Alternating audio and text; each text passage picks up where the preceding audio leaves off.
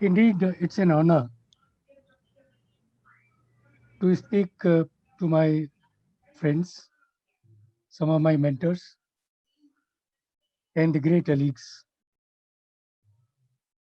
My great regards to people on dais.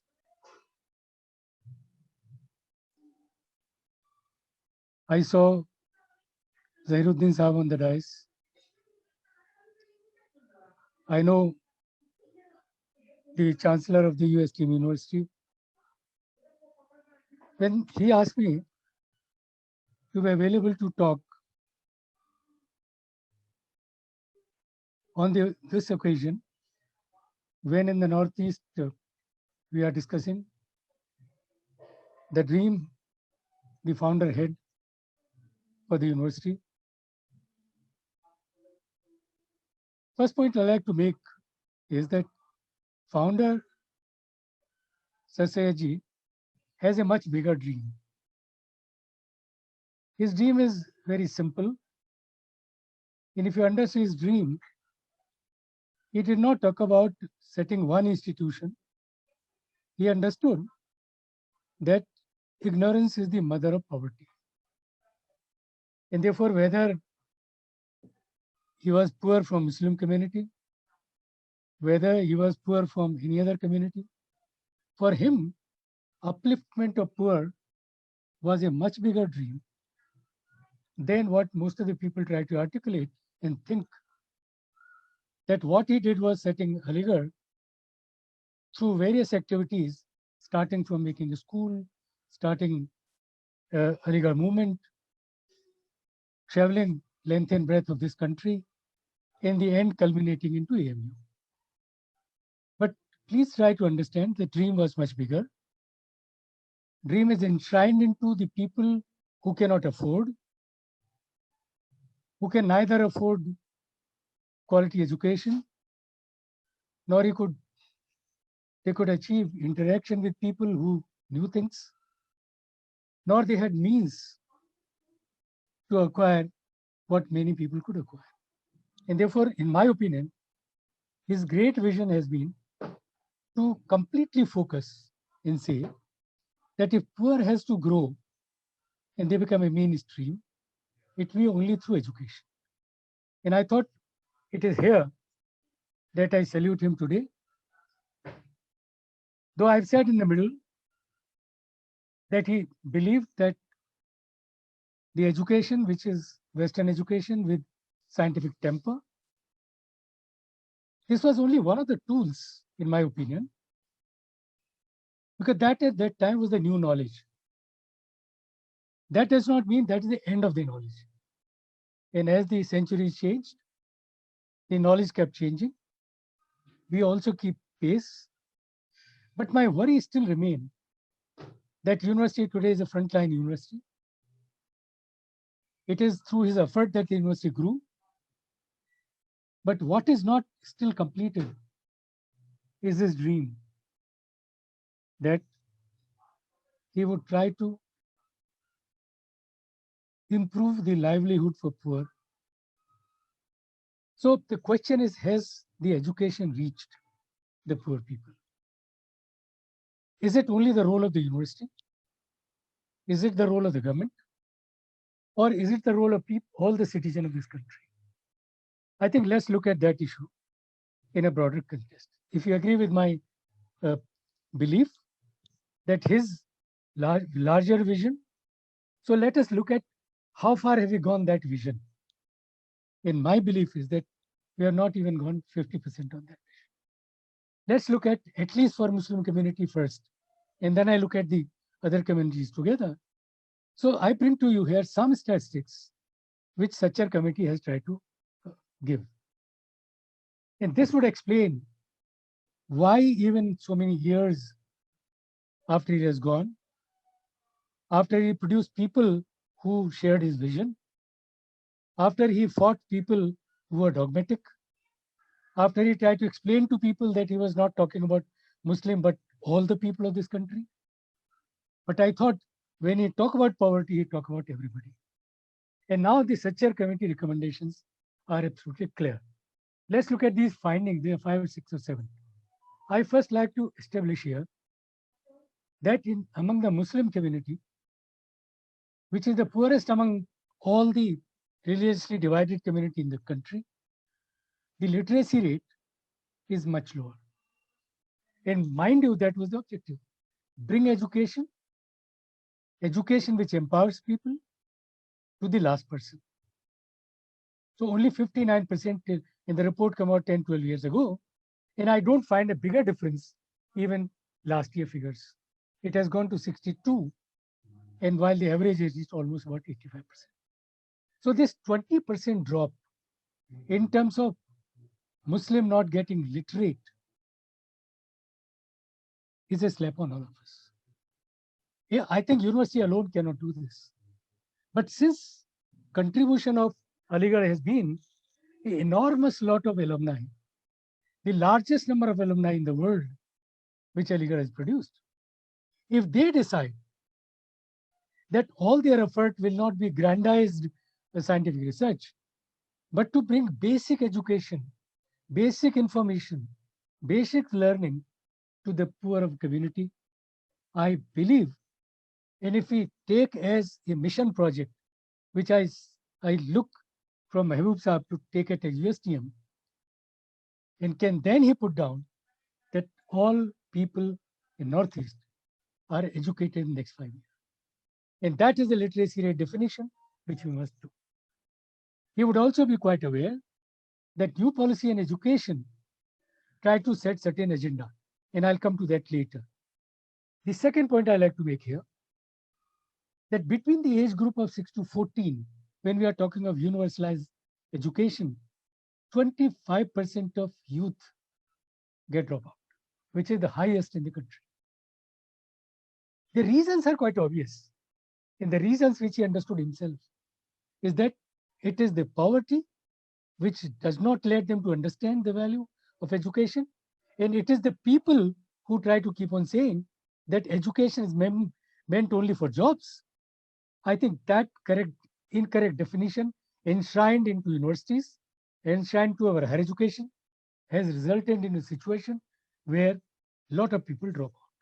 Because the first task any citizen or any parents wants from his children, that they are able to fulfill their hunger and they are able to make a house. So are we empowering them to, number one, to get something to fill their tummy and to get a shelter? But the biggest point in education meant for poor people is to give them dignity and respect. So when 25% people leave at as early as 16 to 14, the dignity which comes to a human being does not reach them. And I thought, again, it's a cutout route. Try to understand why. Maybe you have to give some money to them. Maybe you have to provide some employment. Maybe you do something else. So that kind of awareness that I'm there to hold your hand. Don't worry, I'll get you to a square meal. Maybe I'm able to get to shelter. I try to look at what are the government policies available. There are lots of policies available, which, if properly reaches to the needy people, the question of not getting 2 square meals, question of not getting shelter is not an issue. And it is who can do this? People who have benefited from the education, people who are legal alumni, whether in the Northeast in the country, they know in their own vicinity who needs what, and try therefore create an awareness that try to facilitate that we like to do that. Now, when I compared this in the middle school and the higher secondary school, the dropout rate further increases. And by the time it reaches to higher education, we all know that the participation in higher education is so abysmal that my colleague friends and my Muslim brethren, they are not in the policy making positions. Nobody will give you that policy making position.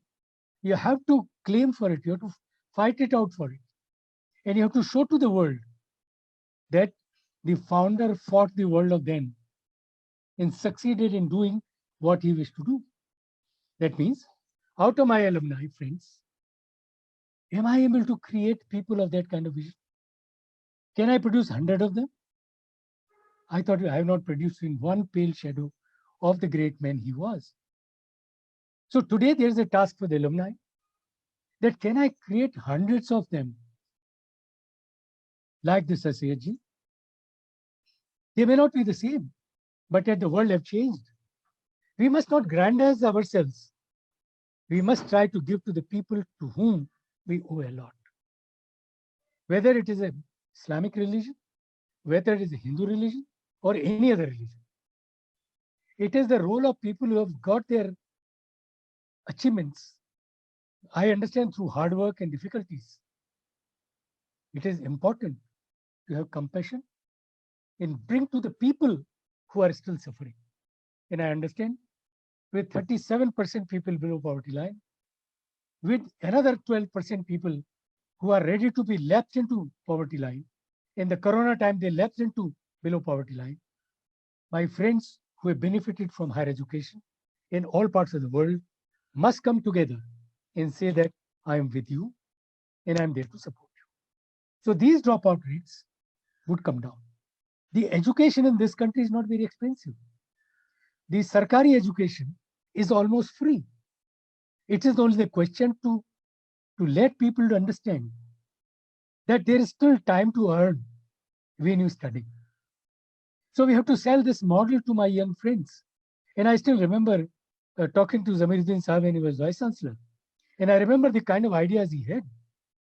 It is this understanding among the masses that मैं education का क्या करूंगा, वो तो job मिलेगा नहीं. Please try to convince them.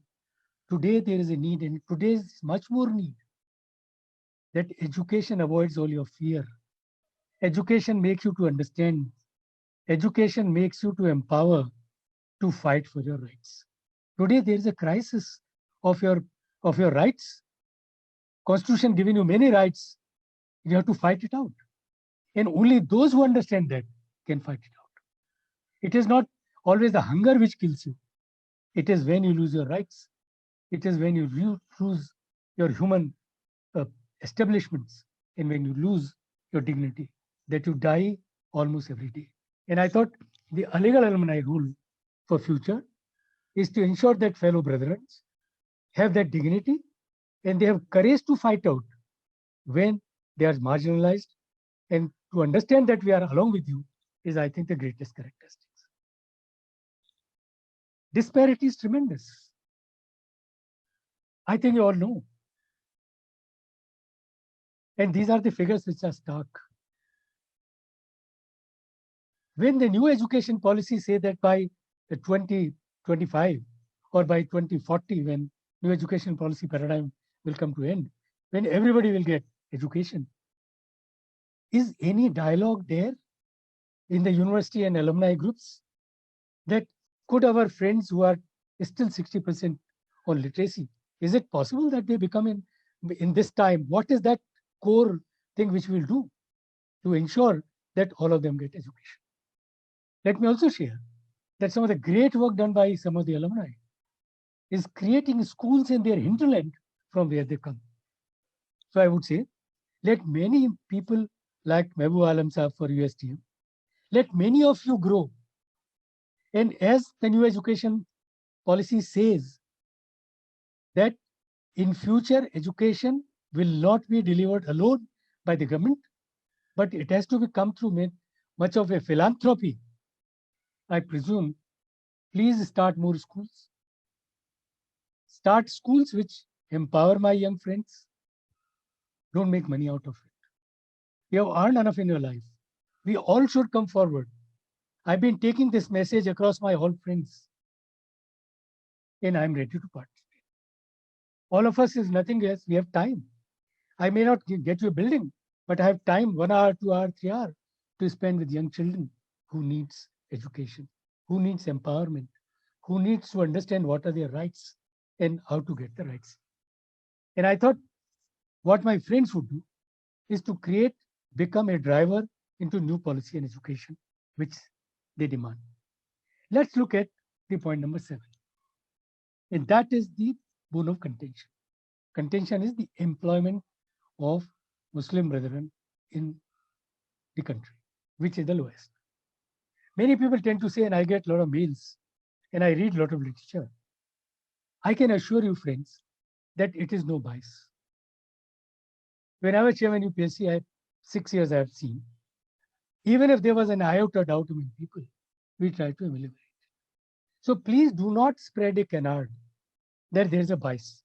Yes, I can understand there would always be an effort, because when you look at large number of people, when I try to understand this issue in my mind, unfortunately, the society is such that society believes that if I'm somebody's uncle, it is my right to support my other friends. So if I'm in a position, people believe that I'll support my own people. In assuming that kind of situation, our social fabric and structure is such that one helps each other. If I take that point of view in itself, it becomes my expectation from each of us, which I did, not even belong to community, but being a friend and a league, that I try to ensure that no bias is being done against it. So one of the movement which my alumni friends should do is to encourage the student to put hard work, to educate the society and the people at large, to say that more they let their words go to education, they are going to empower.